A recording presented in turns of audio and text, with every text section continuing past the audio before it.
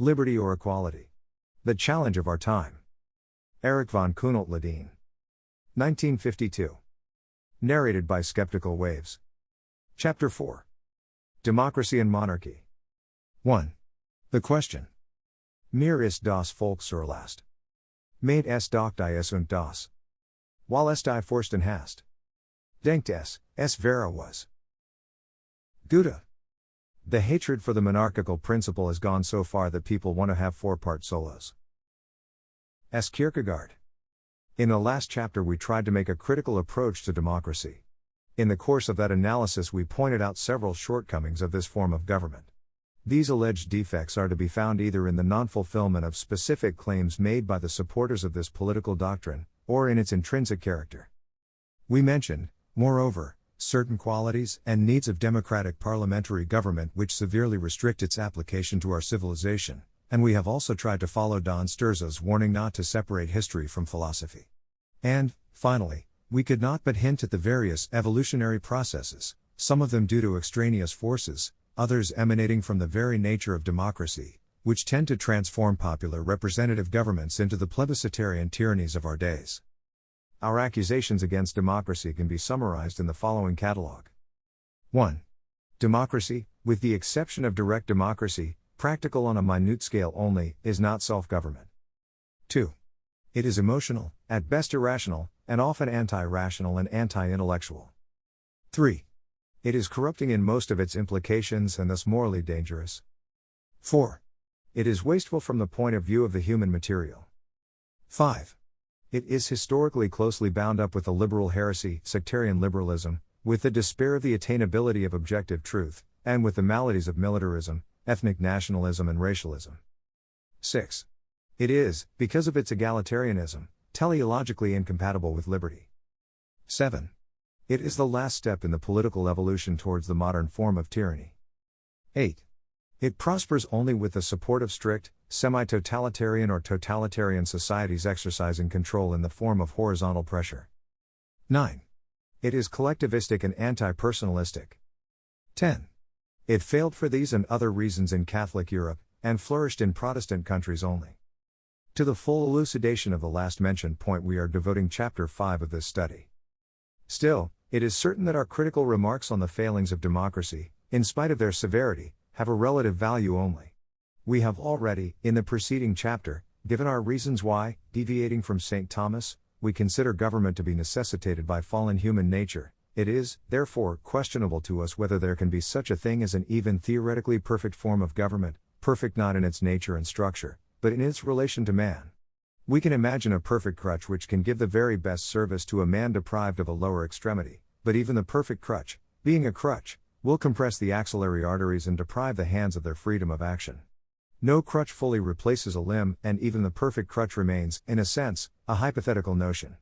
Nevertheless, we do not, for obvious reasons, want to toy with the illogical concept of the necessary evil. Thus the question is whether one crutch can be better than another one, or, continuing our analogies, whether artificial limbs fulfill the purpose better than crutches.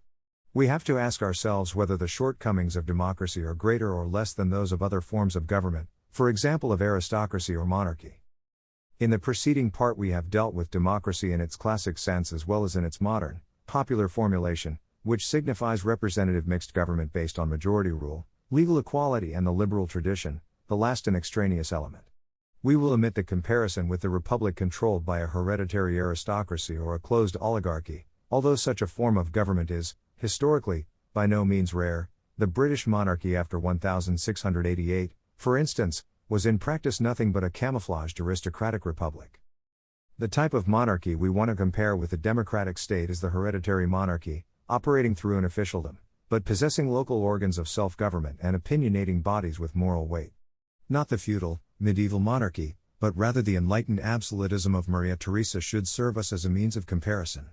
We do not consider this to be the best type of monarchy, nor the worst, but rather a pure type which, unlike aulic absolutism, has as its officially proclaimed aim the weal of the state, the much discussed common good.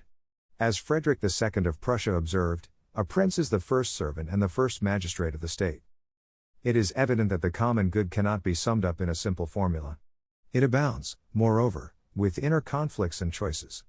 The present, pagan tendency of seeing in the common good the sum total of material advantages for the community, regardless of the sacrifice of immaterial values, has to be thoroughly rejected. Even John Stuart Mill, who had opposed an orthodox utilitarianism, had warning words on this subject. 2. The essence of monarchy. Monarchy seems to be the most natural sort of government, for whatever nature produces with more than one head is esteemed monstrous. From the Athenian Mercury. The difficulty we face at this particular time and place with this analysis lies precisely in the organic character and in the uniformity of the political scene in the United States.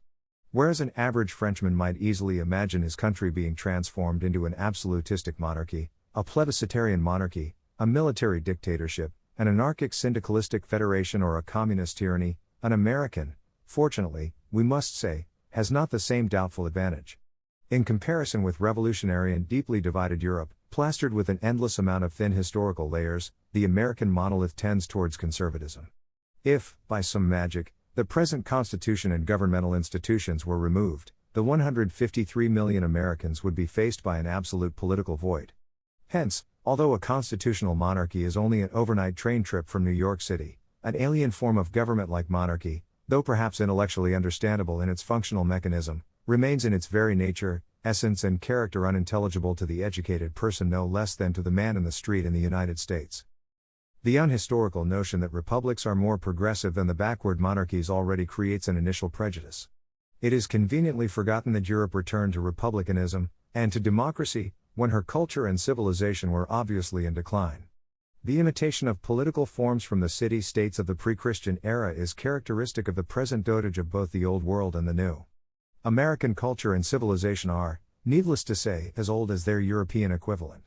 A Californian and a Scottish writer are in time equidistant from Shakespeare. The reality of the Roman-Greek background or the Judeo-Christian inheritance is not stronger in Denmark than in Wisconsin.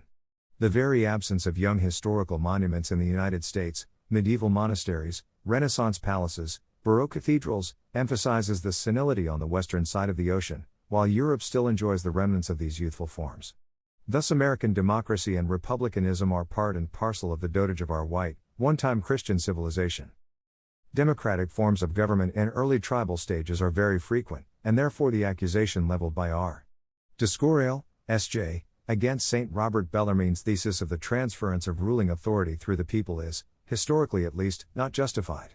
Yet whatever the reasons, the fact remains that in the United States any attempted explanation of the monarchical order encounters enormous psychological difficulties, and Ernst Bruncken was far from wrong when he wrote, "Every teacher of comparative political science will discover what enormous effort it requires to impart a clear notion of European monarchical institutions to even quite mature students. A Napoleonic tyranny, a dictatorship, this is easily within the realm of their comprehension. But a legitimate monarchy seems to the American a simple absurdity, and he cannot understand how otherwise quite intelligent people can have faith in such a thing."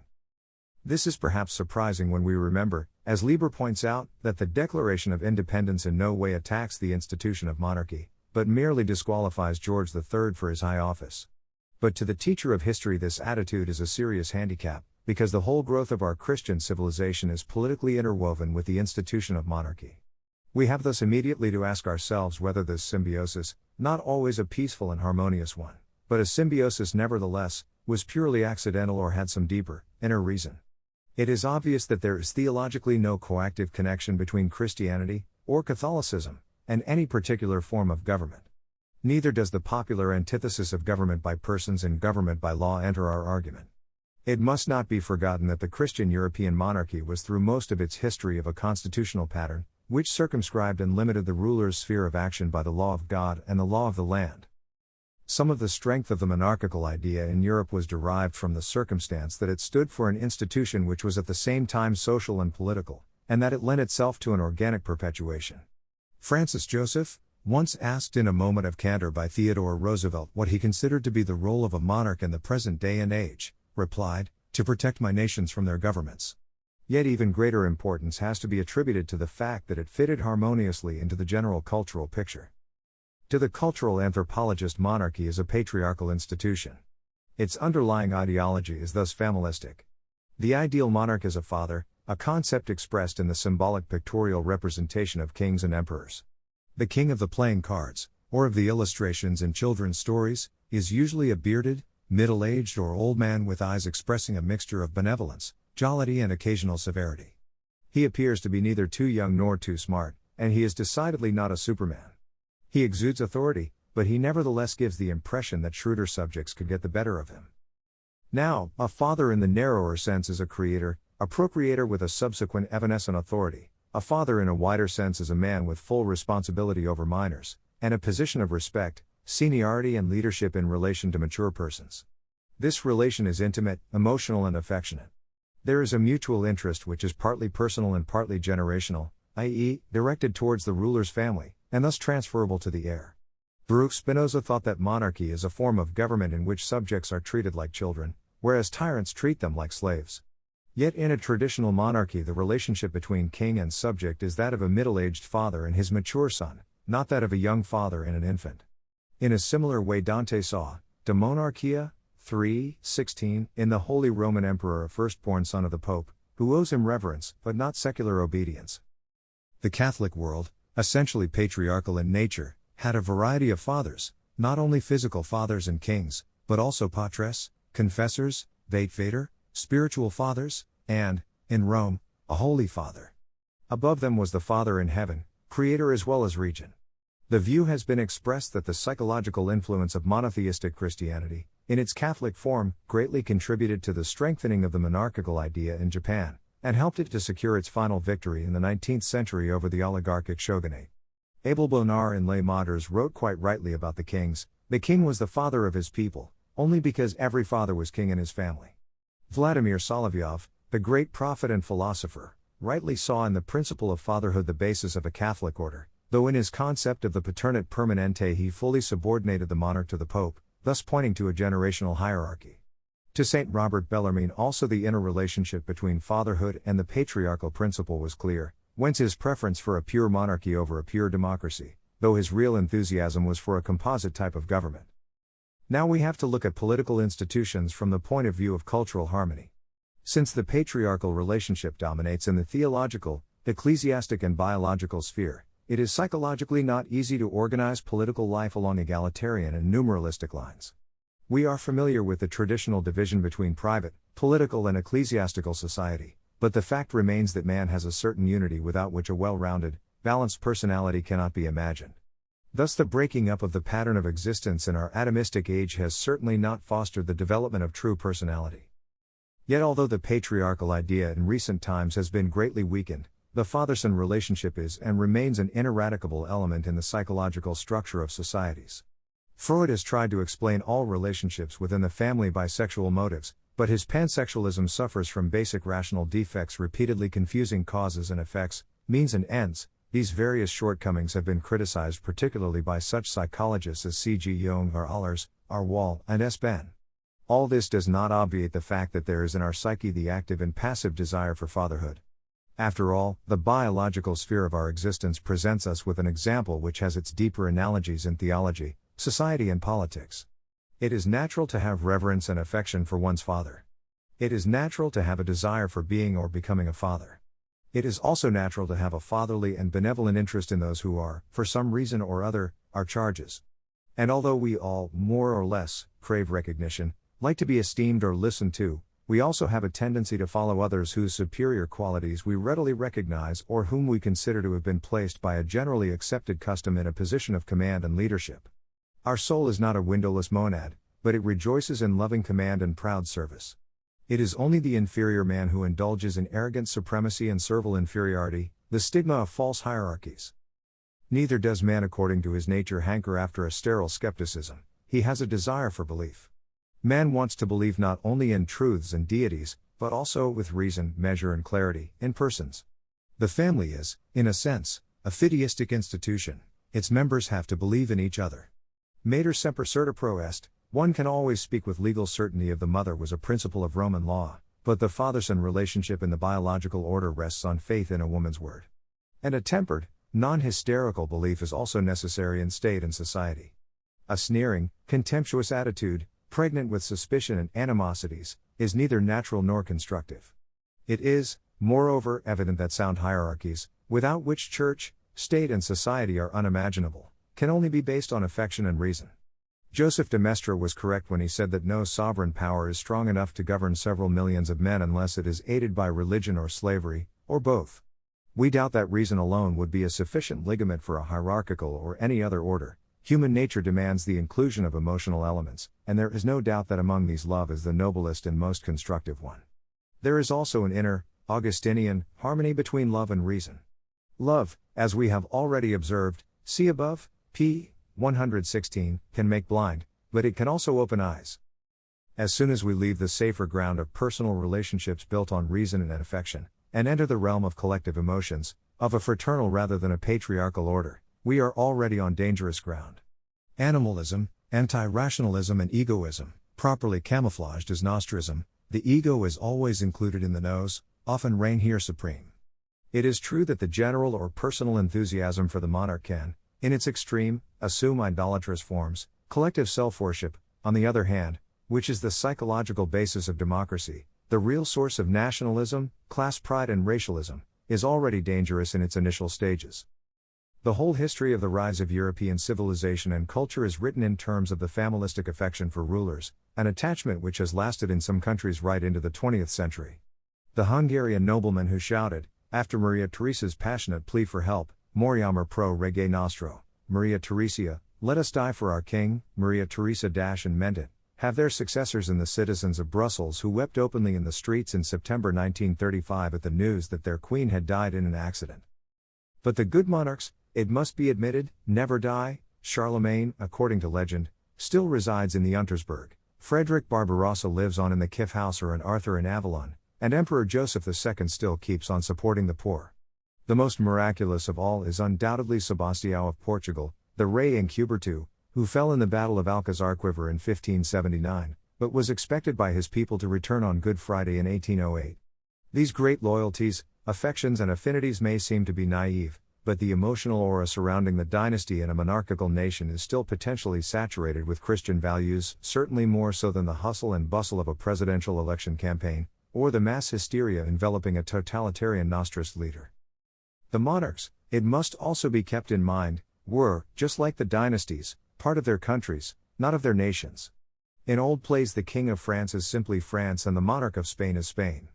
But an Empereur des Français is merely a crowned plebiscitarian dictator. His star, like that of a president, lasts only as long as his luck. The real monarch, on the other hand, belongs to the scenery, just like the mountains, rivers or cathedrals. He cannot logically be a nationalist or a racialist, since his ancestors are mainly aliens. His wife, his mother, his in-laws, his grandchildren and grandparents are mostly foreigners. He is a ruler and not a leader, a person thoroughly different from the nation, and thus not its embodiment or personification. Opposed to the monolithic principle of totalitarianism, monarchy stands for differentiation, not identity. Republicanism and democracy owe their rise in Europe to the fausse idée claire of self-rule, but it is, nevertheless, highly significant that all modern republics, unlike their forerunners in antiquity, have the pseudo-monarchic institution of the presidency, even though the president of the Swiss Confederacy is only a chairman. Thus the modern republic is unable to deny its historical monarchic background. Still, the fact remains that it took a long time until the familistic principle found expression in the political sphere. Monarchy was to Disraeli an institution of the highest evolutionary development. He said in his Koningsby, Book V, Chapter 8, the tendency of an advanced civilization is in truth monarchy. Monarchy is indeed a government which requires a high degree of civilization. An educated nation recoils from the imperfect vicariate of what is called a representative government. Donoso Cortés had very similar notions, and even Thomas Jefferson must have leaned to the conviction that there is something essentially immature about democracy. And the very strength of the monarchical creed among intellectuals is documented by the fact that 27 out of 40 immortals of the Académie Française belonged as late as 1900 to various royalist groups. Although royalism, losing in active historical memory ever since, has also yielded ground among our thinkers, this decline has not favored the democratic dogma. 3. The caricature of monarchy. Jesus ne le 27 septembre 1903, sans Dieu sans maître sans roit sans droit. E. L. D. Messens, Troisième Front, London, 1944. If we incline to too much democracy, we shall soon shoot into monarchy. Alexander Hamilton. The transition of democratic republics and parliamentary monarchies into full-fledged tyrannies and dictatorships has a variety of aspects. Some of them are of a moral nature, especially if we take the negative moral qualities of the masses, as such, into consideration. Others are of a technical or constitutional character, and these we have discussed in Chapter 3 of our study, see above, pages 122 to 127.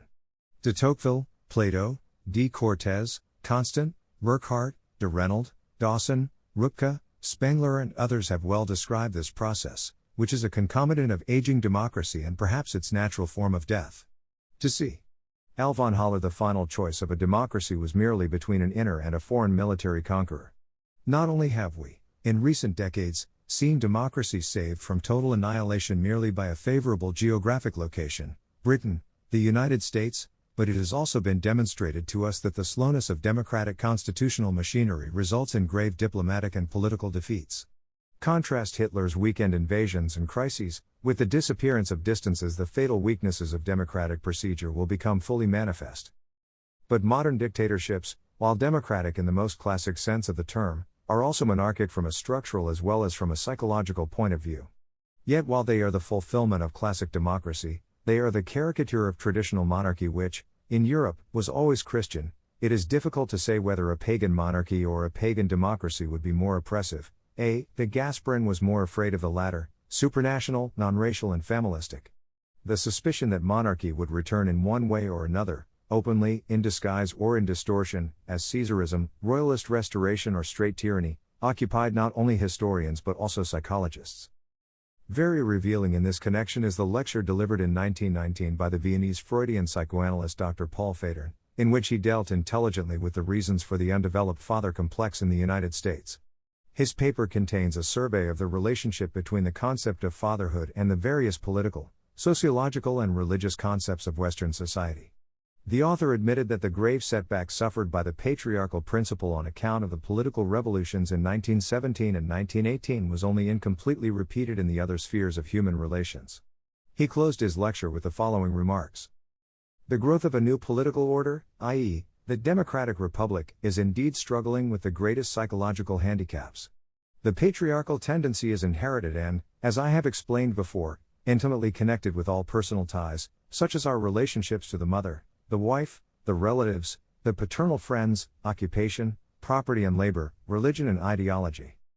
Finally, even among those who have now emancipated themselves from the social father-son relationship, the basic attraction to it nevertheless remains so strong that they merely wait for the appearance of a new, similar person who corresponds to their father ideal, and with whom they can enter into a new father-son relationship. This is also the reason why after the fall of monarchies republics have yielded with great regularity to the rule of a popular leader. The father-son motif has suffered a very grave defeat. Yet on account of family education, and as an inherited sentiment, it is deeply anchored in the hearts of mankind, and will probably this time too prevent the establishment of a completely fatherless society. And indeed, the post-monarchical nations, with the paternal and patriarchal principles still continuing strong in the biological, religious and social sphere, were weak through their lack of homogeneity and the absence of an all-pervading principle, which alone gives nationwide cohesion and historic consciousness. The personal dictatorship of party leaders was a substitute for the royal institution. To Guglielmo Ferrero, Mussolini was merely a successor of Giolitti, Depretis and Crispi, a mere party man and not a Caesar. There is in Europe also the institution of the political grand old man or elder statesman which plays a much greater role on the continent, and in Asia, than in the English-speaking world. One has only to remember men like the brothers Bredianu, Professor Iorga, Nikola Pasic, Vladimir Masic, Father Halinka, Eleutheros Venizelos, Georges Clemenceau, Józef Pilsudski, Stambulov, Count Albert Apeny, Paul von Hindenburg, Aristide Briand, etc. The grand old men are, naturally, rarely dismissed but die in harness.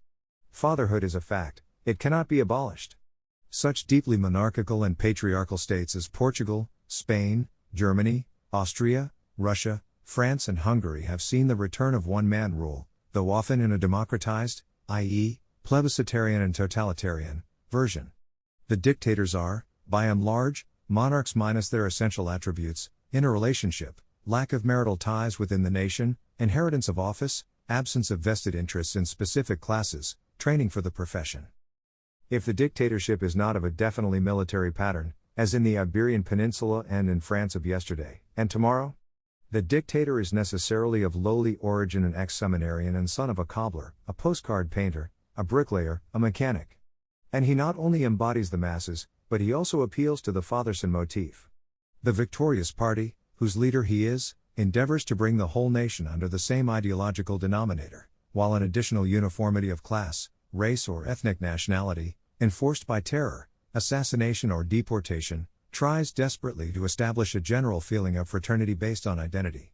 The nation of identical brothers is then provided with the father leader, who promises to be more democratic, and a better, because more efficient, provider than the father ruler of old. We have seen the Papa leader in a gray military overcoat in the red square smiling under his cozy walrus mustache. We have seen him in an equally gray, feldgrau, uniform patting the cheeks of little blonde girls with pigtails. We have seen him harvesting with a broad grin among fascist youngsters, or exposing a hairy chest in the wintry sun of Sestriers. The grayness, as the color of self-effacement and modesty, is of deeper, symbolic value. It says, I am only your leader. I am not better than you, and you could, quite easily, be in my place. The marshals, like Goring and Tito, dressed in fancy uniforms and plastered with decorations, do not fit into this pattern, unmarried or keeping their humdrum wives carefully in the background. These Papa leaders have given the impression of being in love solely with their nation or their motherland, Redina. Of Solovyov's permanent paternity, the dictators are mere caricatures, though they make full use of the ineradicable human desire for its realization. The limitations of the Christian law are absent. And behind the true-hearted, ingenuous eyes of the Führer, the warm twinkle of the Vogt, and the ironically benevolent gaze of the Duce, lurk the horrors of the concentration camps, the guillotines, the Chinese death, and the mass graves of nameless victims. Yet it seems that the nations, in spite of all, want to pay the price for the privilege of having a synthetic father. Naturam expellas furcatamina usque recurret. After a democratic interlude, the monarchy returns with a vengeance, returns by the back door, camouflaged, masked and diabolically perverted, a blood-curdling metamorphosis we know only from nightmares or surrealist films. The reassertion of the natural father urge does not result in the restitution of the paternal kingdom but in the rise of the terrifying father, a Kronos devouring his own children, who are paralyzed by his magnetic glare like rabbits facing a boa constrictor. Indeed, in the words of E. Junger, decayed altars are inhabited by demons. Still, we have to remember that the rise of the pitiless mobmasters would have been impossible without the moral decay of a slavish citizenry. According to Plato, the transition from democracy to tyranny is a natural and almost unavoidable process. Polybius had identical, and Aristotle similar concepts. Yet the consummation of this development would be the slow transformation of personal tyranny into monarchy. If the regime of the tyrant becomes consolidated, restrictive measures can be relaxed in proportion as his rule gains security and even a semblance of legitimacy, a purely psychological legitimacy. Of course, compare, for example, the constitutional reform enacted by Napoleon III in 1869. Finally, a general, inner acceptance beckons, plebiscitarian Caesarism develops into monarchy. What we then witness, over a longer period of time, is primarily an exchange of elites, or dynasties. But, fortunately or unfortunately, this evolution, so frequent in the remote past, seems today out of the question. Without a completely clear slate it could hardly be imagined, though a greater optimism was manifested by C.B. Anderley, Lord Norton, who hoped for an easy shortcut through a temporary Cromwellian dictatorship.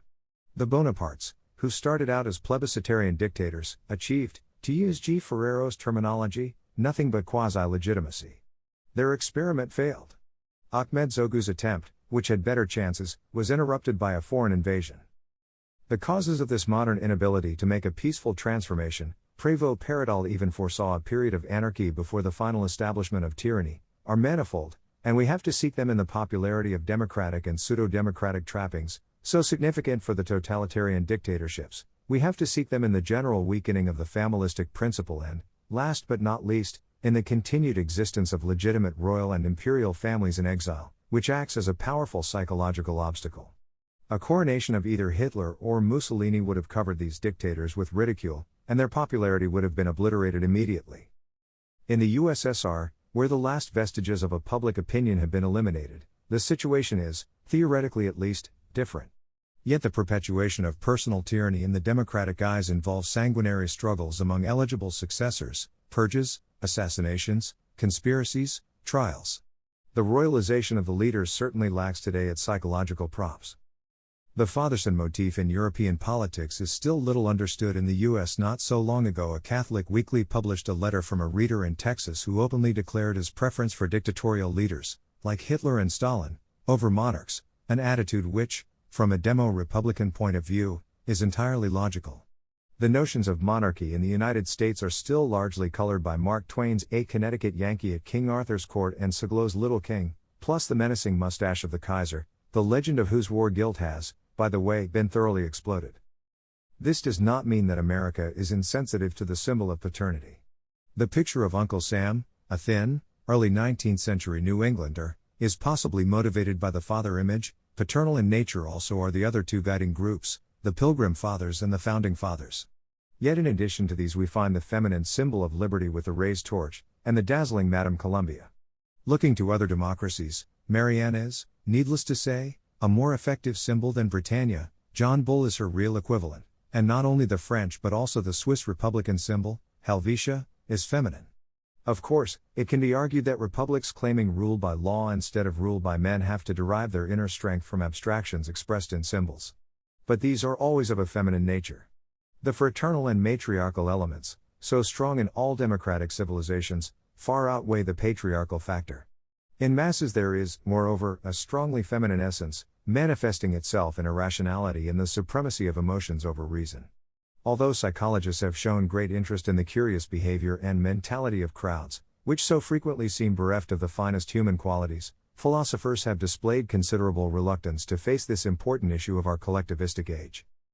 Though we have seen self-styled personalists acclaiming democracy enthusiastically, we doubt whether democracy with its horizontalism and anti-verticalism, its necessary social controls and pressures, its operation with crowds, masses and parties, can lead us to a rebirth of personal values. Is a vertical pressure worse than a horizontal one, a governmental persecution, other things being equal, a lesser evil than social wrath? The simplest answer to this problem would be an empirical one. We have only to ask a prospective inmate of a jail whether he would prefer a prison with hostile warders to one with hostile fellow prisoners. We think that he would. All these problems are, at the present moment, of greater importance for the continent than for America. It seems that kings, queens, as depositaries of male lines, dictators and strongmen are going to rule the continental scene forever. Britain also must understand this hard fact, and not shirk this issue in spite of its psychological remoteness and strangeness. The question which truly liberal nations have to ask themselves is simply this: in any given country, what form of government offers the relatively best guarantee for the preservation of a reasonable maximum of individual freedom? Noel Bush wrote quite aptly, in an article about Queen Wilhelmina published by Life, about that reverence which Europeans, when deprived of royalties, are likely to direct toward dictators or mere politicians. The attitude of the grocer and little Lord Fauntleroy towards royalty is therefore not necessarily conducive to liberty in the Old World. 4. Monarchy compared with democracy. The absolute ruler may be a Nero, but he is sometimes Titus or Marcus Aurelius. The people is often Nero, and never Marcus Aurelius. R. L. Varol. We have to preface this section with the observation that the individual, as individual, not as person, is, in the historico-political perspective, practically powerless. We have said before that the democratic principle of one man, one vote, viewed against a background of voting masses numbering several millions, only serves to demonstrate the pitiful helplessness of the inarticulate individual, who functions at the polls as the smallest indivisible arithmetical, and not always algebraic, unit. He acts in total anonymity, secrecy and legal irresponsibility. The articulate, and original, person, on the other hand, has as great or small a chance to exercise his political influence under either form of government. The effective influence of such men as Leibniz and Voltaire, Hobbes, Stahl or Wagner on monarchs was at least as great as the persuasive influence of other thinkers or writers on the political masses. Yet since the educational standards of monarchic rulers are usually above average, the persuasive efforts of intellectuals, for better or worse, have greater chances in a royal framework. One would therefore expect in a democratic society to see the thinker depreciated on account of his ineffectuality. Who can doubt that the Swiss nation is far less affected by the writings of Burckhardt, de Reynold, Amiel or Vinet than was French 18th century aristocracy by the philosophes? And now to the points of comparison. 1. Monarchy is by its nature dissociated from party rule. Only in the constitutional, i.e., parliamentary, monarchy are royalist parties imaginable, yet in a sound, organic monarchy all parties except the common monarchic denominator, and the opposition is thus His Majesty's most loyal opposition. Democracy is by nature party rule. The President, or Prime Minister, is a party man. He lacks originally, and often permanently, general backing. 2. The monarch is the political and social head of the nation. The President of the United States, on the other hand, is decidedly not a social leader, even though his wife figures, unofficially, as the First Lady. The monarch can, unlike a republican leader, rule not only through the mechanism of the laws but also through his prestige, an endogeny force. 3. Even a monarch of mediocre talents and natural gifts has the advantage of having received an education for his profession. A democratic leader can only have the hasty technical training of those with a late vocation, and in most cases he is nothing but a dilettante, see below, point 25, yet this harmonizes well with the general tenor of democracy, whose raison d'etre is not truth, efficacy, reason, study, and reflection, but volition pure and simple. Some apologists of democracy, in order to arrive at an intellectual justification of their theory, propose an enormous increase in general education which will enable all citizens to judge the important issues of the day. Yet the goals they set can only be reached by small fractions of highly gifted individuals. Caught between the charybdis of intellectual qualifications for the franchise, which are plainly incompatible with very elementary democratic principles, and the scylla of an orgy of emotional irrationalism, they steer their course towards the noble goal of education and brains for all. What they do not take into consideration is the hard fact of human imperfection, of original sin. 4. The education which the ideal monarch can enjoy is not only intellectual, but also moral and spiritual. The democratic leader coming into power is always unprepared. It is the sudden or quick rise, especially if it is from obscurity, to fame and authority which turns the mind and upsets the balance of the careerist in a democracy. This corruption through power, naturally, is worse in a plebiscitarian dictatorship, where popularity combined with autocracy and lack of religious humility show the most devastating results. Grimmelshausen wrote, Es ist kein Schwert, das verskiert, als wann ein Bauer zum Herren wird. There is no sword which cuts sharper than when a peasant becomes a master. On the other hand, the continuous preparation for the exercise of power which, with a king, begins practically at the cradle, usually prevents this loss of all sense of proportion. This is why we have to accept the famous usually prevents this loss, power corrupts, absolute power corrupts absolutely, with many reservations. His theory smacks of environmental determinism, and would make the papacy permanently the most corrupt power in the world. If we interpret Acton's thesis as relating to the Vatican's secular power, it is equally erroneous. During the height of the papacy's political prestige, corruption there had not been prevalent or conspicuous. 5. Kingship was not only an office with religious implications. The coronation of a Catholic ruler is a sacramental, but the whole traditional Christian monarchy was deeply imbued with a religious spirit. Kierkegaard, who disliked Protestantism and hated democracy, insisted that true royalists lean toward Catholicism. The respect for the human person and the rights of the subjects were strongly emphasized in the education of a ruler. This has been stressed by every author writing tracts for the education of princes, Bossuet, Fenelon, Bolingbroke, etc. The foot-washing ceremony to which Catholic rulers were obliged on Maundy Thursday could not fail to leave a deep impression in the minds of princes and rulers alike. After the Reformation, the King of England could, naturally, not be subjected to such a degrading ceremony, and distributed silver pennies instead. 6. The ruling families, all intermarried and forming a single breed, had biologically a better qualification for their profession than the average man. It seems to be a proven fact that there is a noticeable difference in the IQs of different social classes, and heredity rather than environment here plays the determining role. There can be no doubt that the intermarriage of those endowed with a superior talent for specific tasks results in a breed with an aptitude above normal. The biological theory that acquired characteristics cannot be inherited is today strongly under fire. This implies no intrinsic racial superiority, but merely a hereditary tendency strengthened through centuries of breeding and inbreeding. It should be noted that inbreeding is not in itself evil, it merely accentuates the qualities inherent in common ancestors. Monarchs and royal princes of extraordinary intelligence or genius abound in history. Considering only those who lived since 1840, we could mention Archduke John of Austria, Archduke Francis Ferdinand, Alexander II of Russia, King Edward VII, King Ferdinand of Bulgaria, Queen Maria Christina of Spain, King Leopold I and II of the Belgians, Prince Consort Albert, and Dom Pedro II of Brazil. Another list might be made of men and women who were no more, but no less, than hard-working, first-rate civil servants like Queen Victoria, Francis Joseph, Carol I, Queen Wilhelmina, King Gustav V, King Albert of the Belgians, and so on. 7. Monarchy in the Christian world is an international institution.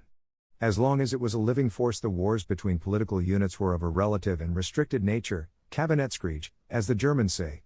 Between 1100 and 1866 AD, no Christian kingdom was eliminated permanently from the map. Naturally, we exclude from consideration the Napoleonic period, and the casualties among the Italian republics, and the Rzeczpospolita Polska, the Polish Commonwealth under an elected king who was, to the greatest misfortune of the country, nobody's relative. No monarch was thoroughly dispossessed, and the price to be paid for military defeat was merely a city, a county, a province. After the Battle of Solferino, the Emperor Francis Joseph said simply, "I have lost a battle and I pay with a province." He was not progressive enough to believe in unconditional surrender and in the guerre aux allures déchaînées, nor did Napoleon III. Conscription was an invention of the French Revolution, and so were wars on a nationwide basis with great collective passions. The true nature of these cabinet wars, which, to a limited extent, still color the Napoleonic Wars, can clearly be seen in the description of Wintzingerode's capture, a scene brilliantly depicted by Caulaincourt in his memoirs. Hardly credible also from our modern point of view, is the scene of the departure of Count Hubner, who as Austrian ambassador was forced to leave Paris at the outbreak of the hostilities in 1859. Hubner himself tells us how the Marquis de Pomodan, a former colonel in the Austrian army, came to the station to say goodbye to the members of the departing embassy. He wore the white Austrian uniform, writes Hubner, and nobody objected. A French citizen in a German uniform at the Gare de l'Est in Paris in the early days of August, 1914, would certainly have been mobbed.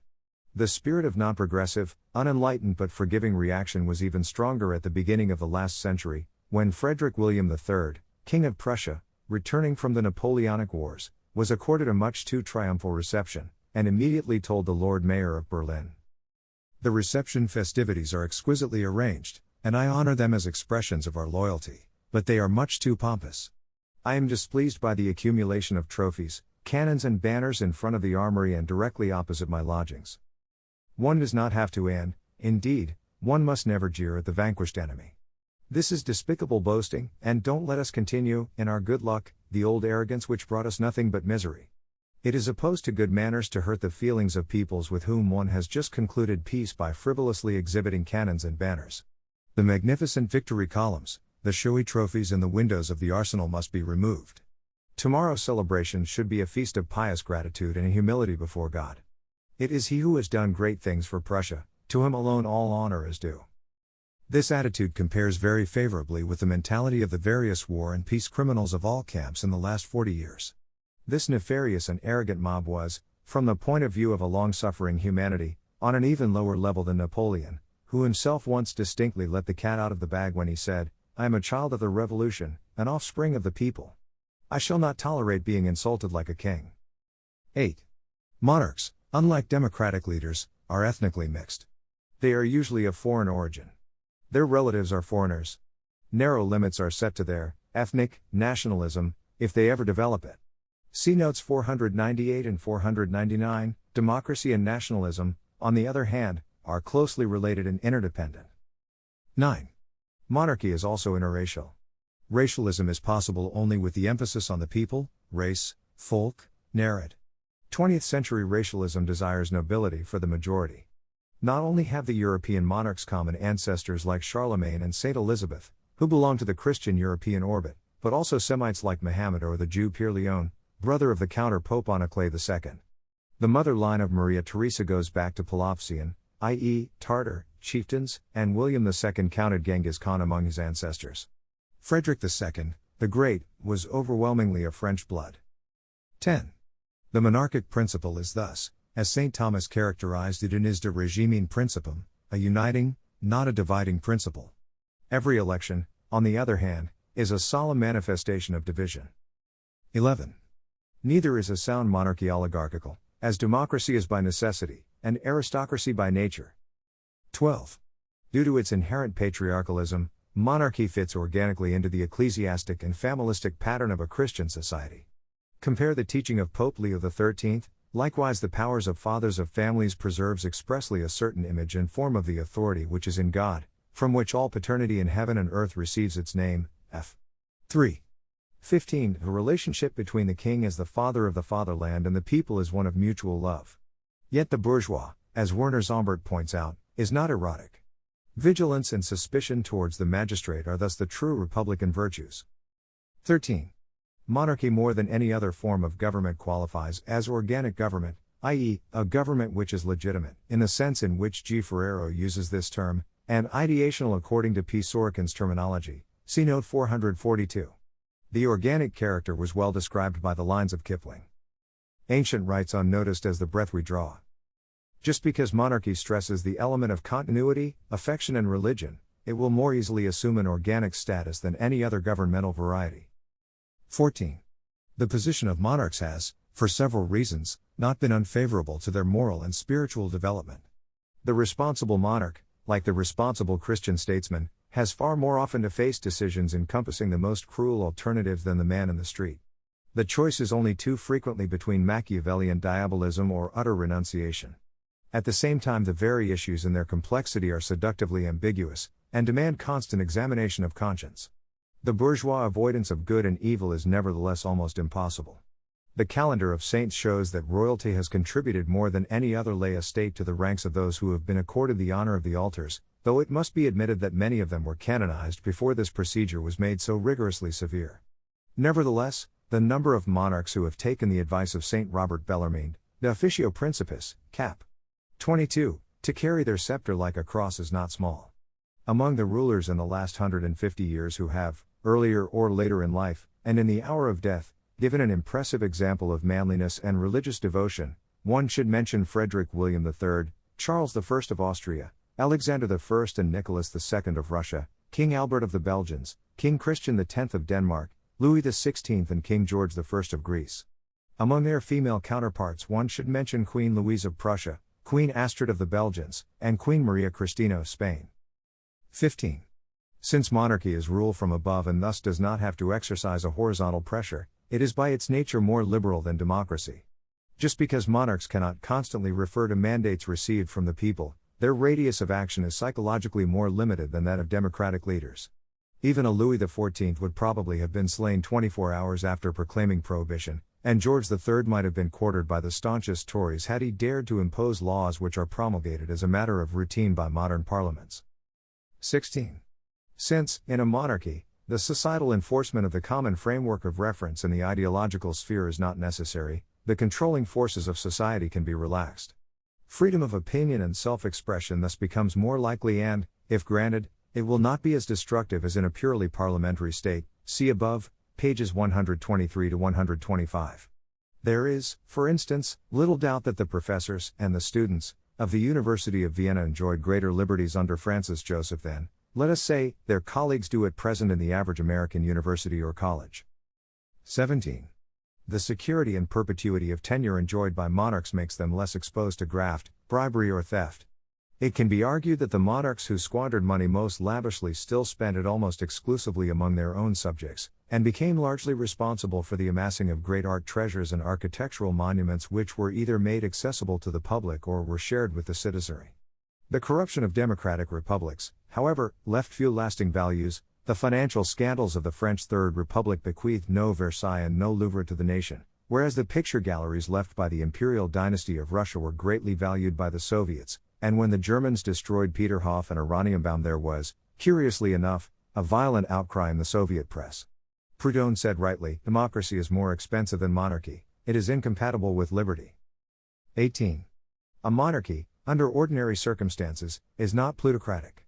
Bismarck's persecution of the socialists was the main point of disagreement between himself and William II. The rule of money has always been more pronounced in democratic or oligarchic republics. Hence Proudhon's remark, money, always money, that is the nerve of democracy. The transition from the truly royal Stuart monarchy in England to the camouflaged republic, with a plutocratic and oligarchic character, under the Hanoverians, is the very keynote of Hilaire Belloc's interpretation of modern English history. 19. Neither is there any need for flattering large parts of the population. Flattering the majority is the basic technique and art of governing political parties, as well as plebiscitarian tyrannies. 20. The monarch, on the other hand, is potentially the protector of minorities, especially the small, powerless and uninfluential minorities, just because he is everybody's monarch. The very concept of a minority is non-monarchical and democratic.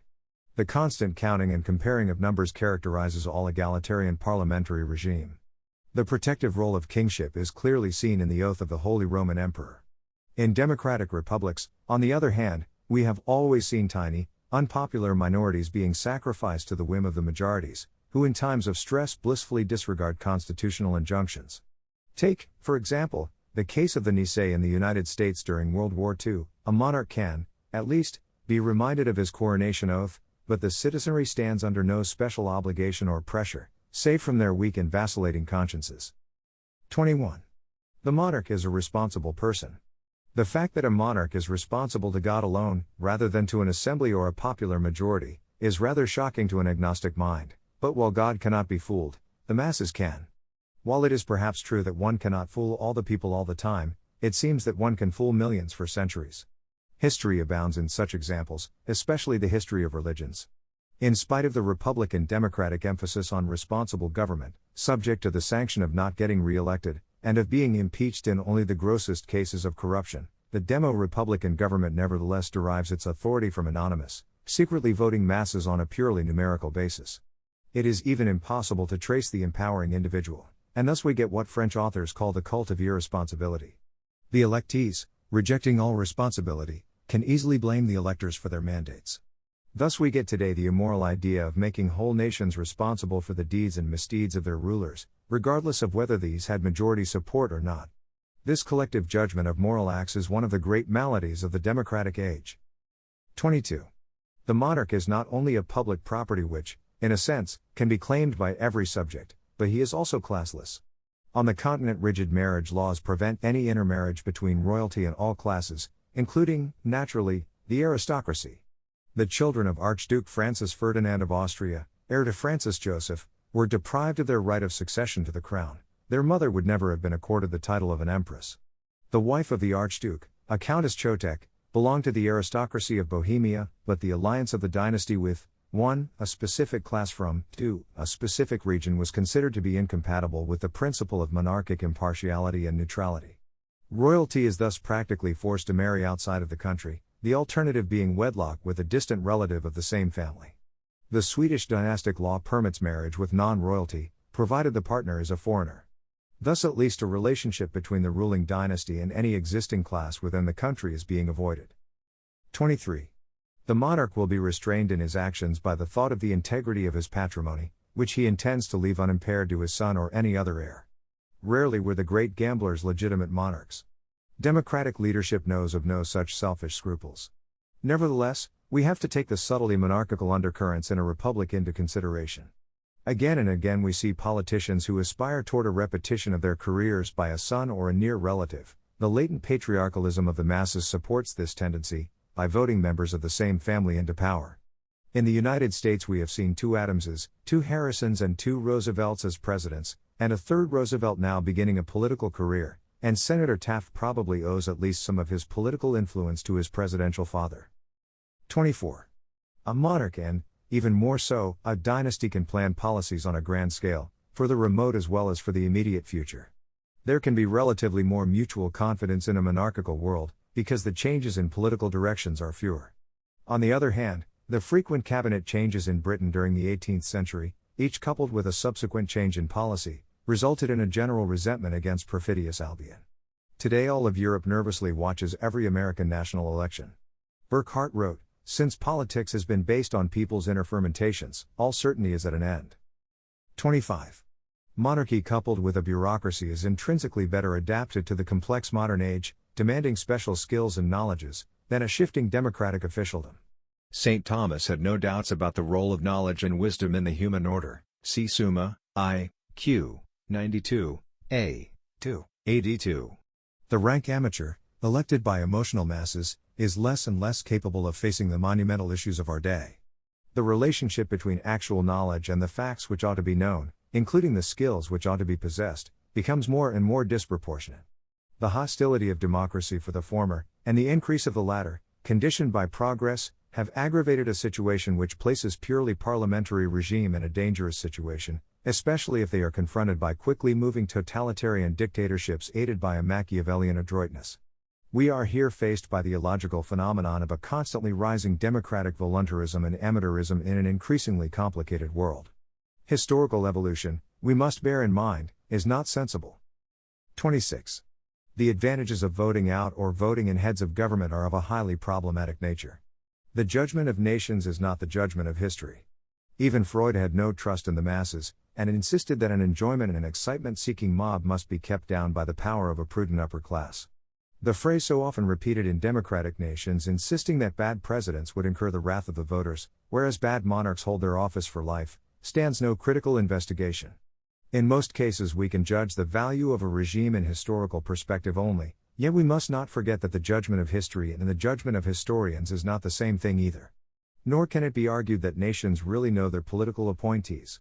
As to the element of chance, it is at least equal in the case of a monarchy and that of a democratic republic. The dice are, probably, even more heavily loaded against an elected than against an inherited government.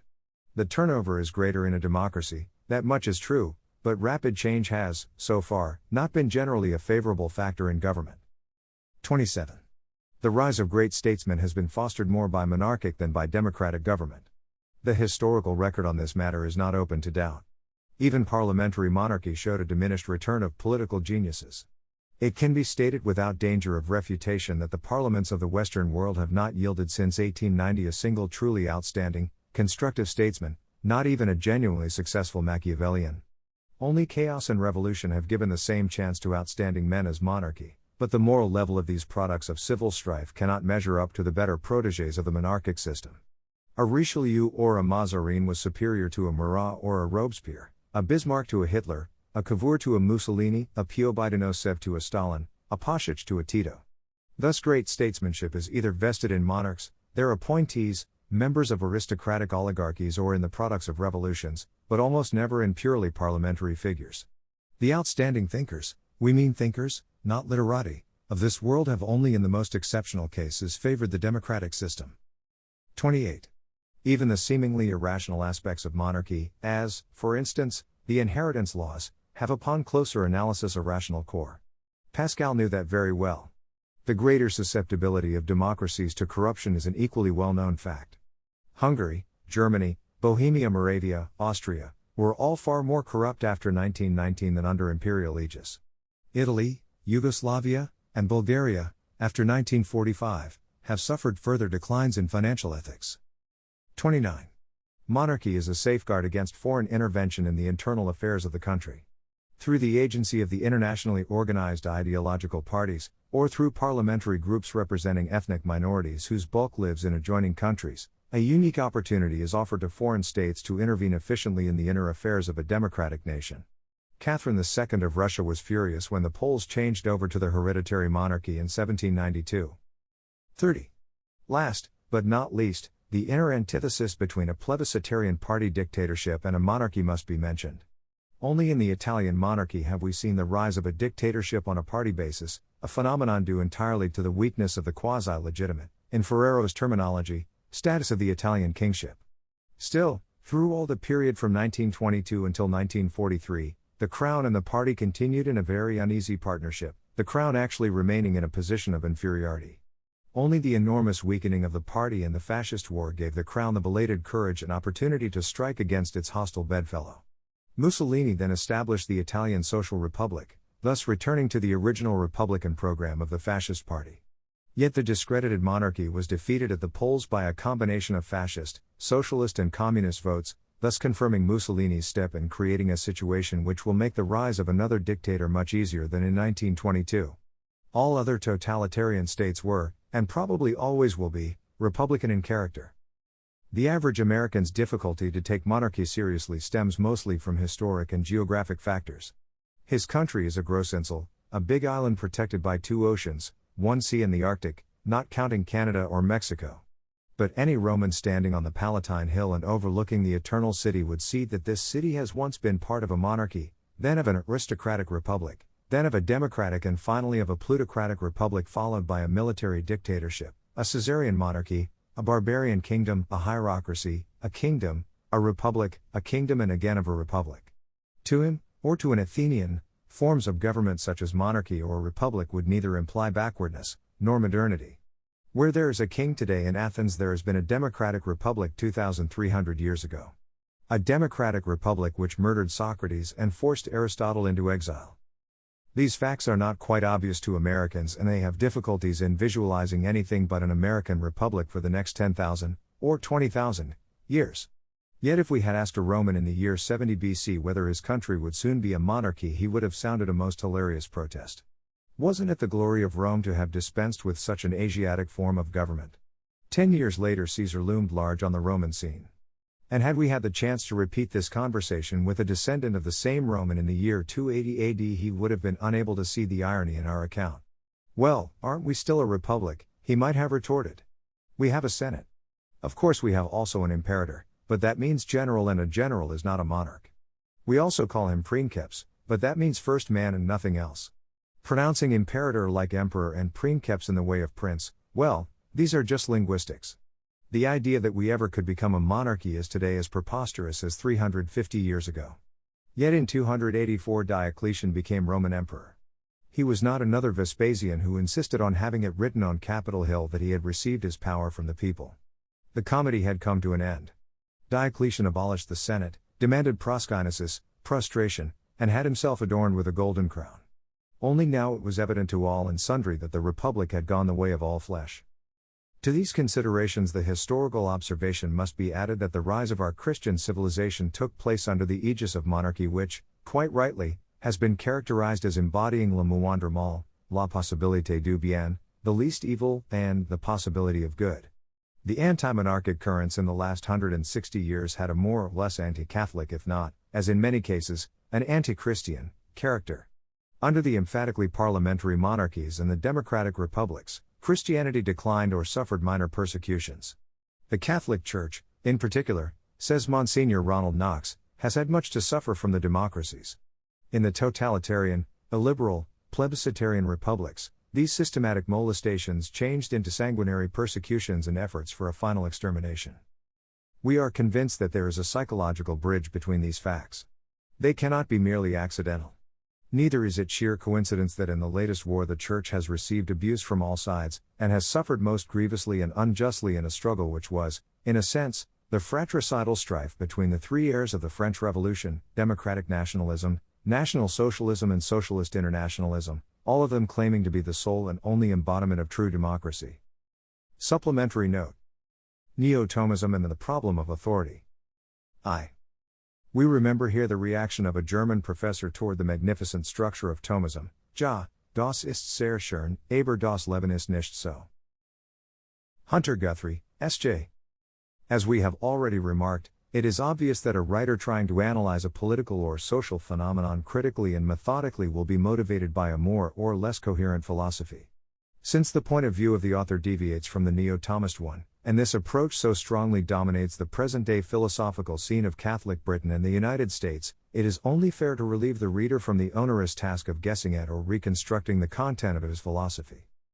We believe that the true significance of the work of St. Thomas is to be found in his effort to provide Catholic theology with a wonderful, logically consistent and, to a certain degree, even encyclopedic skeleton.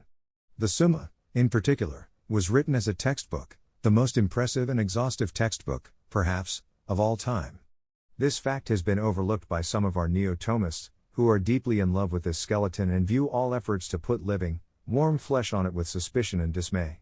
It has therefore been argued, and, we think, rightly so, that St. Thomas was not a Thomist.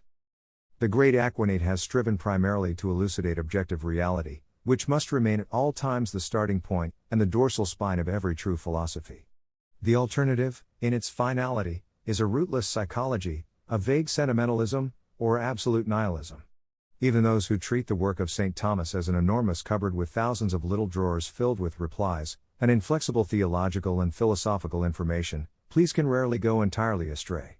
The simian ability to pull out the right little drawer within a fraction of a second has, by the way, often been considered to be the most important criterion of an accomplished scholastic philosopher. The osteophilia of many of our Neo-Thomists, it is true, might prevent them from reaching the summits from which the final glories of knowledge and wisdom can be seen, but they will never lose themselves completely, either. But those toying with phenomenological approaches or with existential philosophy, especially if they dispense with the skeleton, face considerable risks. Nevertheless, we often wonder, in all humility, whether St. Thomas himself was able to answer fully the question, what is man? It also often seems to us that the great doctor, in spite of his prodigious capacity for work, could only give many hints, but not an exhaustive reply, as to the subsidiary question, how is man? We will readily confess that the philosophical and theological achievement of the Church, resting on the two powerful pillars of reason and revelation, far outshines the more meager results of psychological investigation. If we think the situation over, there is nothing surprising in it, and a reversal of the relationship is the very stigma of neo-paganism. We prefer an ingenuous philosophy or theology to the diabolic monstrosity of an expert psychology without immutable values. Pure Thomism fitted so well into the Middle Ages because a skeleton was most appropriate to a historical epoch which was overrich in meat, the meat of Catholic spiritual and cultural values. The significance of Thomism today is not less, but it is a different one. It has become a weapon of attack and defense in a time of confusion and chaos. Yet it must be borne in mind that Cardinal Mercier, who has contributed so much to the revival of Thomism, exhorted philosophers to use the writings of the angelic doctor as a starting point, not as a destination. There is today, furthermore, a crying need for the analysis and illumination of suprarational values. Thus we have seen this new mechanism neglecting the cultivation of the intuitive, artistic and sensitive qualities of man. Of course, the dangers are even greater in Unamuno's ideal picture, in his Del Sentimiento Trágico de la Vida, p. 31, of the philosophic man, not only with reason but with the will, with the sentiments, with the flesh and the senses, with the whole soul and the whole body, is man a philosopher. We believe that a naked Thomism lends itself too easily to intellectual constructions which not only do not stand the practical test and are intrinsically unconvincing, but also bear little relation to fundamental qualities of human nature, and operate with concepts conforming neither to psychological nor to philosophical reality. Here it may be sufficient to refer to the volitional concept of the people, community, or multitude, which is entirely figmentary. If we deal with man, we have to start with a God-created person and end with a God-created person, taking into account man's subjective existence in the light of objective reality. The full nature of the moon has to be understood not only in astronomical terms, but also as human experience, as faint light over a path, as a melancholy disk over a romantic lake, and so on. The multiple function is often purely material, often material and spiritual. An enormous solar system appearing as a star in the sky might possibly harbor intelligent beings, and is thus really a world, but it is also possible that it is only a tiny embellishment of a summer night, to attract the attention of a casual wanderer and to gladden his heart. In a terrestrial sense, man is the measure. The author of this book has to confess to being influenced to a certain degree by Christian existentialism. He is, moreover, convinced that a fruitful discussion of political forms is possible only if we accept the human reality and avoid the new mechanism which turns us so swiftly into dominants in vacuo. We hold that a constructive approach to problems in the sphere of political theory is feasible only when at last the strong skeleton of Thomism is clad with the soft, warm flesh, not of a wild subjectivism, but of a personal world picture of man created by and reverting to God. This implies taking into account not only all the glories of man, but also all his shortcomings and imperfections. Others have endeavored, mainly in the Old World, to work on that synthesis, lest the bones become brittle and the flesh deformed. We have merely followed them along the trail they have blazed. 2. As a matter of fact, Shadov declared, if there is a revolution in Russia, it will have to start with the propagation of atheism. An old, tough captain with gray hair Saturday in silence, and did not breathe a word.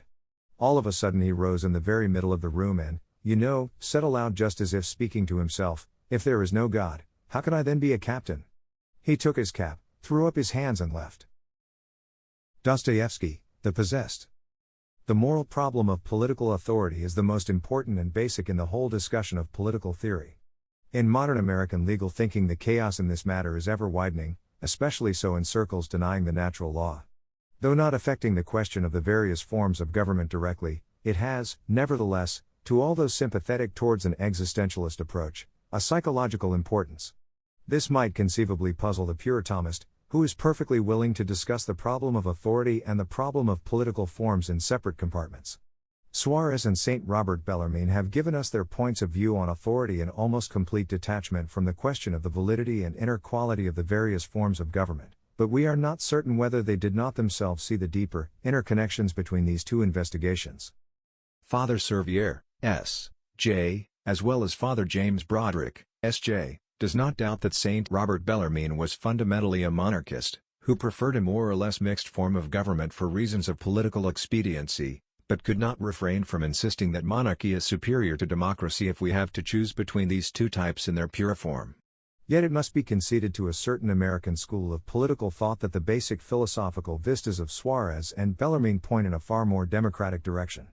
The early Jesuit theory of political authority emanating from God and passing through the people to their appointed rulers and magistrates, a theory by no means without medieval backing, has an intrinsically demo-republican character, not, perhaps, in coactive logicality, but certainly as a psychological invitation.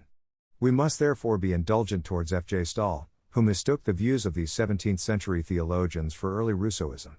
The Bellarmine-Jefferson legend, though factually untenable, has its philosophic charms, but if we want at all costs a Catholic pedigree for American political and constitutional philosophy, it is probably safer still to appeal to the Locke-Hooker-St. Thomas connection. Focusing our attention on the problem of authority proper, we ought to consult Scripture first. The text Rom. 13.1-7 is well known and has received, especially from the hands of the Reformers, rough treatment. The confusion between power and authority is, among these authors, the rule rather than the exception, and Luther's view that the state is such as an added punishment for the fall served as a foundation for the Leidender Gehorsam, the suffering obedience to the caprices of the rulers. Calvin's teachings in these matters, contrary to general opinion, were not very different, though it could be asserted that he was by temperament rather an aristocratic oligarch, while Luther tended, implicitly at least, towards monarchism. Whatever the distortions, misinterpretations and exaggerations of the Reformers and their theological epigones, it certainly would be rash to reject entirely the external evidence of the crude fact of an existing power. Such an attitude would be unscriptural. Neither would it be a sound procedure for a Catholic thinker to take, on principle, a point of view as remote as possible from a Protestant or any other non-Catholic position. Opposition for opposition's sake would lead to curious results in matters theological. It is an attitude which would rather agree with a sect on the lunatic fringe than with members of the Church of Christ. Since we believe that there are other will powers in this universe besides that of God, we have a good right to view all actions and activities critically, to reflect, to speculate, to conform or oppose or resist. Thus it is evident that all power being exercised is subject to critical analysis by investigation of its purpose, its effects, the intentions of its exercisers. An exousia, regardless of whether we translate this scriptural term as authority or power, has to have a positive relationship towards its purpose, the common good. To be theodiakonos, a servant of God, it is necessary that a power be reasonable, i.e., ordained towards its natural end. A ruler in the possession of power, but misusing it by woefully harming the common good, is not a helpmate of God, liturgos theo, and thus has no claim to authority and to obedience.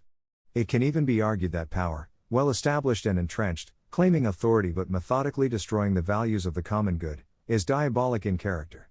The satanic aspects of such government combining power, a divine attribute, with wickedness and irrationality are usually underscored by a quality of confusion. It rarely opposes the common good on all scores and in every respect, though its positive actions are often means to nefarious ends. For example, even maternity wards, recreational institutions and places of learning established by the state can be designed to build up armies intended for aggressive warfare. There should be no difficulty in accepting the scholastic tradition of the right of resistance against the tyrant, although these notions frighten not only pious 17th-century Protestants, but even Hegel. A ruler has the same obligation to the right use of power as the owner of property. Both, power and property, have to be used to foster the common good. Their misuse or abuse should result in confiscation or deposition. But it is also evident that legality, even legality according to international law, is part and parcel of the common good, and therefore legitimacy, in the political sense, cannot be sneered at. Thus, rebellion against a legal government, i.e., a government legal in the juridical but not in the moral sense, can be excused only if its continued trespasses against other more important aspects of the common good justify steps which according to the secular, constitutional, law are illegal, but become, under these circumstances, legal according to the natural law.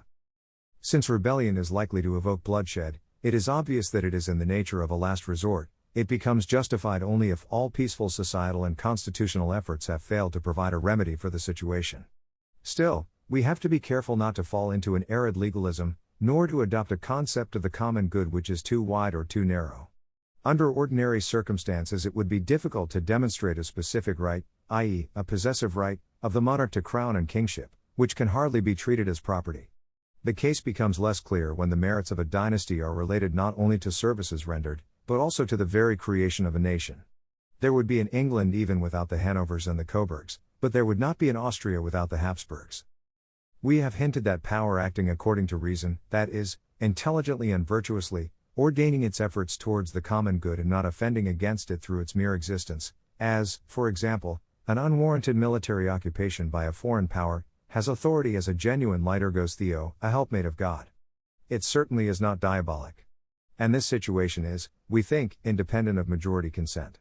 If a vast majority of the citizenry is opposed to good or just government, we do not see why this should obviate authority in the least. It is only too well known that the mobs of the medieval cities were often bitterly anti-Jewish, and that the desire for the massacre, exile or suppression of the Jews came from the lower classes, including the lower clergy. Royalty, the majority of bishops and, above all, the papacy protected the people of our Lord. In this case reason and virtue were on the side of these high-placed minorities.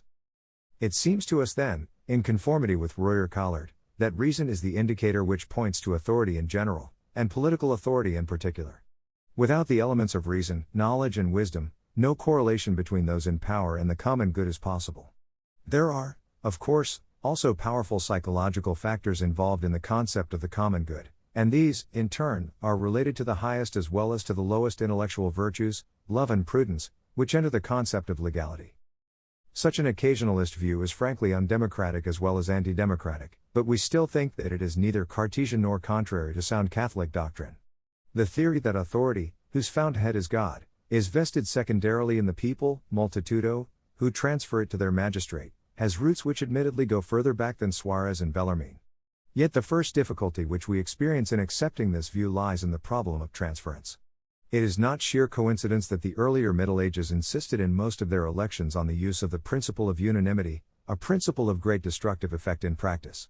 Yet the philosophical reasons for this demand are quite evident. Would elections without original sin show unanimous results? Would plebiscites? And we should not be surprised to see the principle of unanimity in full action until 1790, at least in one country and in connection with one function, the royal election by the Polish nobility. The ne poswalam or liberum veto ruined Poland, but the alternative, majoritism, has, in our opinion, no philosophical quality at all. At best it can be an arbitrary convention, as, for instance, the two-thirds majority at a papal conclave. It could not in the least serve for the purpose of a genuine transference of authority. Neither has majority rule any theological value.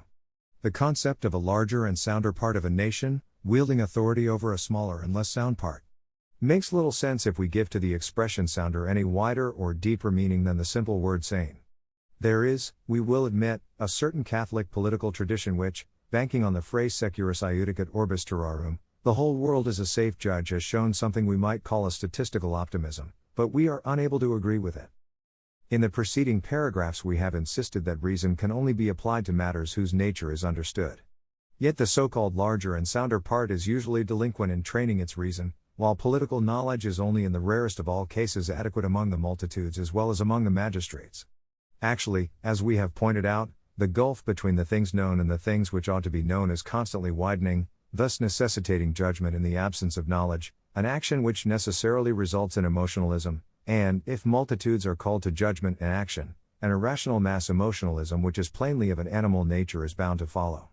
When the present author and his wife first arrived in the United States in 1937, the New Deal was still the question of the day. After collecting data on the question and working feverishly for a couple of weeks on the available material, we gave up, realizing that a study enabling us to arrive at any rational judgment would take several months. We estimated then that only a few thousand Americans could possibly be in a position to make a sound judgment on this economic policy, yet at least 70 million Americans, voters and non-voters alike, had the strongest possible convictions on it. These vast masses also lacked any deeper insight into the minds, intellects, and mentalities of their representatives who had to deal with this subject in legislation, men whom to all practical purposes they did not know at all, often not even their names, faces or professed views. The majority principle has been evoked by some Catholics by referring to papal elections. Yet in this case we certainly find no transference of authority at all, but a designatory act pure and simple. The modalities of the conclave are mere laws of the Church. Theoretically, a papal dynasty would be possible, though probably not desirable.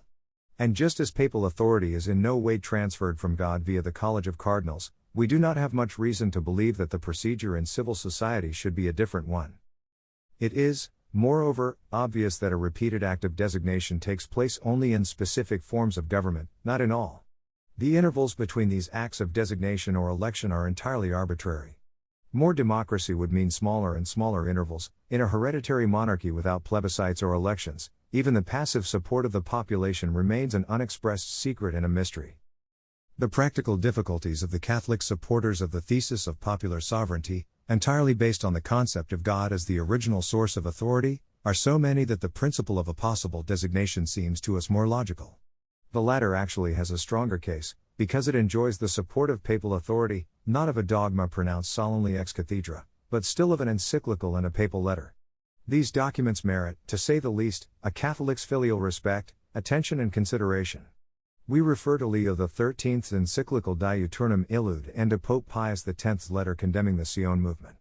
The encyclical says, "Indeed very many in recent days, following in the footsteps of those in the preceding century who called themselves philosophers, say that all power comes from the people, wherefore they say that those who exercise it in the state do not exercise it as their own, but is given to them by the people, and on this condition, that the people, by which it is given, may recall it at their pleasure.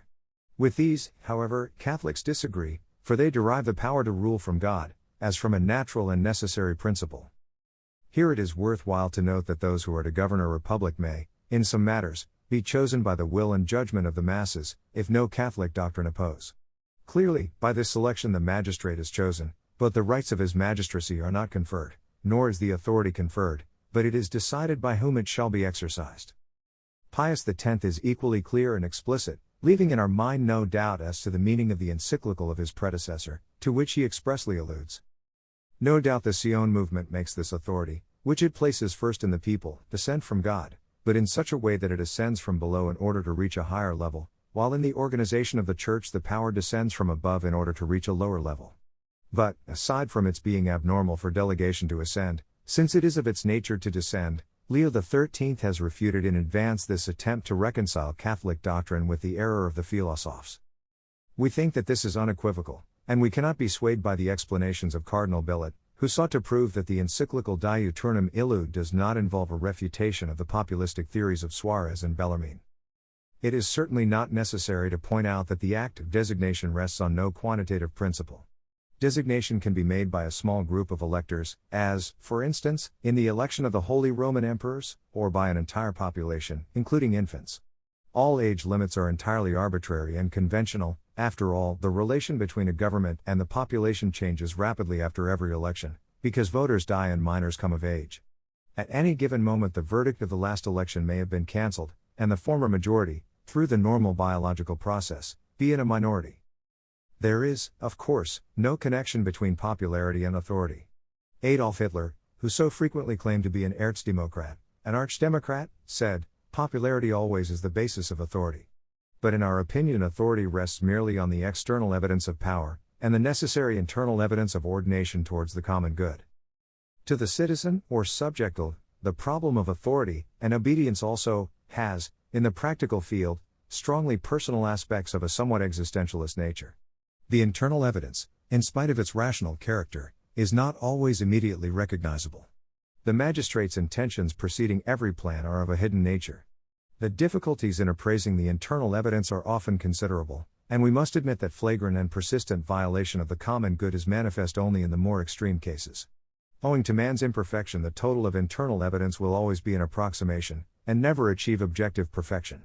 Every analyst must most carefully take into consideration two imperfections, his own and that of the matter under review.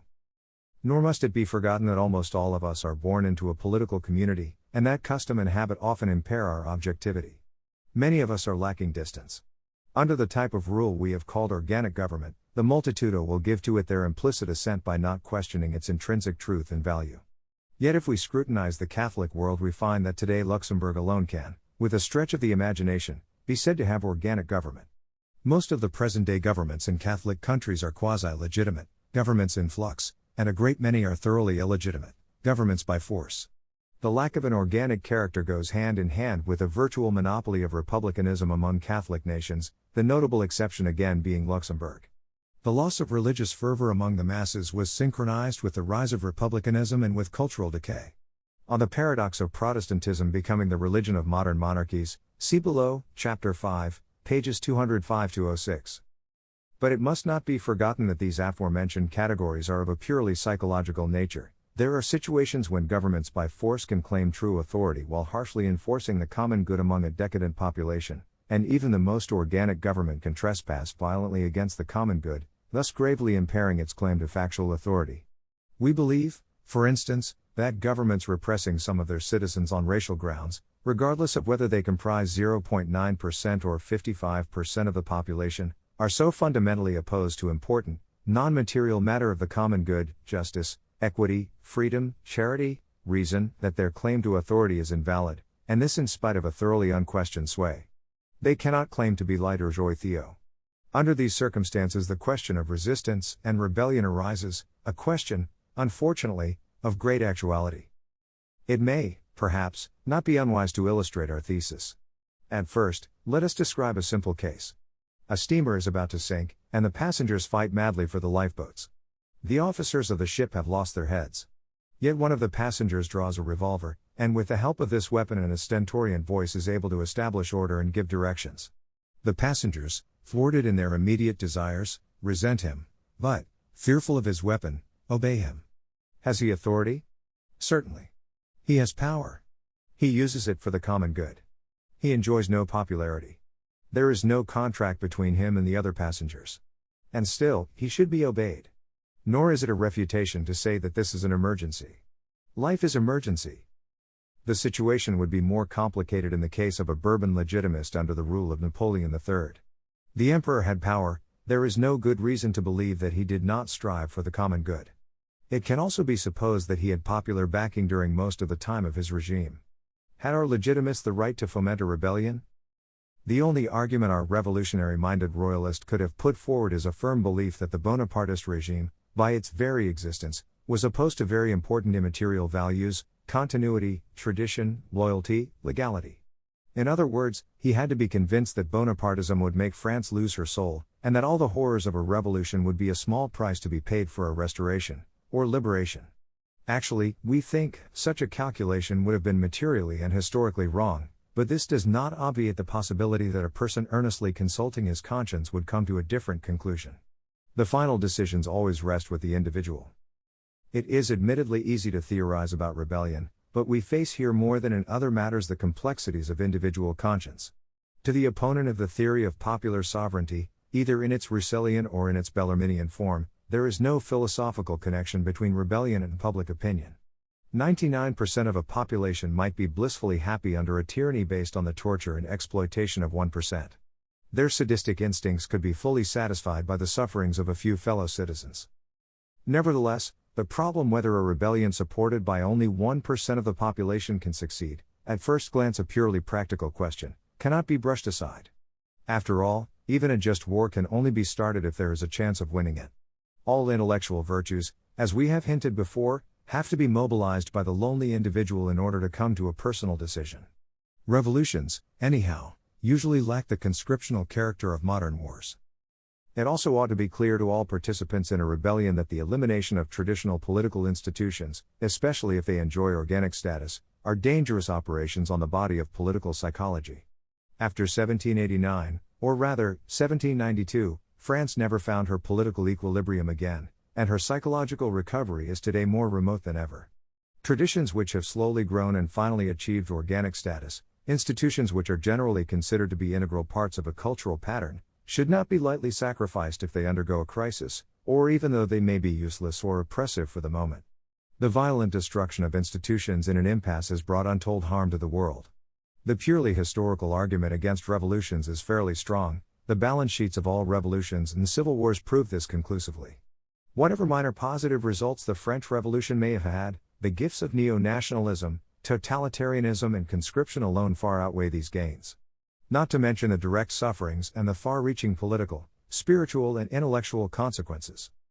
All these decisions lie with the individual, whom theology cannot provide in all situations with an elaborate and infallible casuistry.